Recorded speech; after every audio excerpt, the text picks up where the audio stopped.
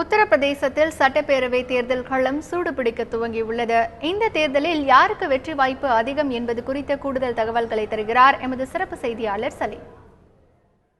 வளர்ந்த நாடுகளை பார்க்கும் பொழுது அப்படியே நேர் எதிராக இந்தியாவில் இன்னும் பல மாநிலங்களில் ஜாதி மதத்தின் அடிப்படையிலேயே வாக்களித்து வருகிறார்கள். இதில் மேலிடத்தில் இருப்பது பீகார், உத்தரப்பிரதேசம் போன்ற மாநிலம். எப்பொழுது ஜாதி மதத்தின் அடிப்படையில் மக்கள் வாக்களிக்க மாட்டார்கள் என எடுத்துக்கொண்டால், எப்பொழுது ஒரு அலை இருக்கிறதோ, 2014 நரேந்திர மோடி அவர்களுக்கு ஒரு அலை இருந்தது, மக்களுக்கு நிறைய நம்பிக்கை இருந்தது, வாக்கை அள்ளி வீசினார்கள், அபார வெற்றியை அள்ளி தந்தார்கள்.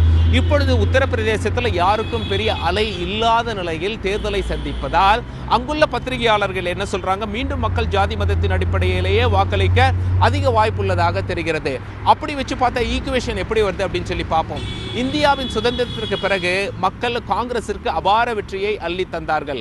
ஆனால் பாஜக ஆரம்பிக்கப்பட்ட பிறகு பிராமணர்கள், சத்திரியர்கள், வைஷ்ணவர்களுடைய வாக்கு அவர்களுக்கு போய்விட்டது. இவர்கள் 18லிருந்து 20% இருக்காங்க உத்தரப்பிரதேசத்தில். சமாஜ்வாதி கட்சி ஆரம்பிக்கப்பட்ட பிறகு ஓபிசி பிரிவினருடைய வாக்கு சமாஜ்வாதி கட்சிக்கு போய்விட்டது.